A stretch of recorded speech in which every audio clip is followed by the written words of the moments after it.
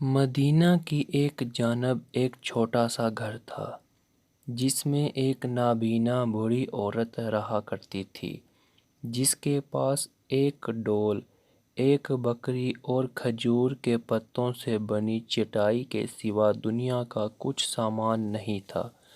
حضرت عمر بن الخطاب رضی اللہ عنہ ہر شب اس عورت کی خبر گیری کیا کرتے تھے، اس کے لیے پانی کا انتظام کرتے اور اس کی حالت سنوارتے۔ اس بات کو ایک عرصہ بیت گیا۔ ایک دن حضرت عمر رضی اللہ عنہ اس کے گھر تشریف لے گئے تو دیکھا کہ ہر چیز باسلیقہ اور ترتیب کے ساتھ رکھی ہوئی ہے۔ فوراً سمجھ گئے، فوراً ان کو سمجھ آ گئی، فوراً وہ اس بات کو سمجھ گئے کہ ضرور ان سے پہلے کوئی شخص آیا ہوگا جس نے سارا کام درست کر دیا، جس نے سارا گھر کا کام سلیقہ بسلیقہ انتظام اور نظام کے ساتھ رکھ دیا۔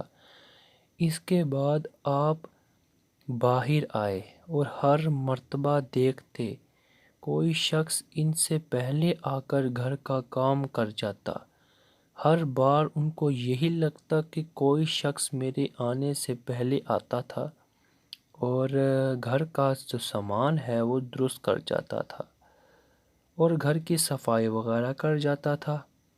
ایک دن حضرت عمر یہ معلوم کرنے کے لیے کہ آخر کون ہے وہ شخص جو گھر کا سارا کام کر جاتا ہے، وہ بھی میرے سے پہلے، میرے آنے سے پہلے گھر کی صفائی کر جاتا ہے، گھر کے قریب کسی کونے میں چھپ گئے۔ اچانک ایک آدمی کو گھر کے قریب آتے دیکھا۔ اس نے دروازہ کھٹکھٹایا اور پھر اندر چلا گیا۔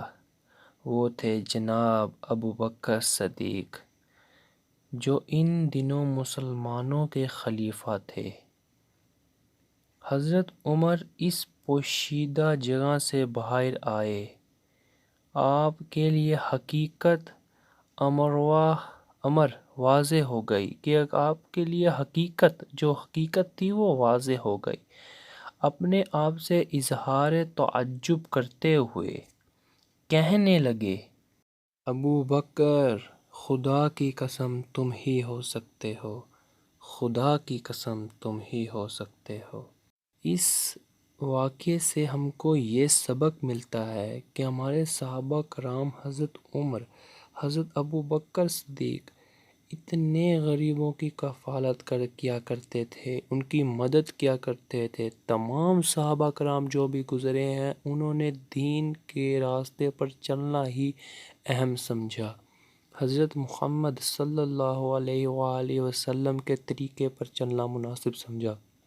ایک بوڑھی خاتون کی جو نابینا تھی ان کی مدد کو امپورٹنٹ سمجھا، تو ہمیں بھی ان کی غریبوں کی مدد میں پہل کرنی چاہیے۔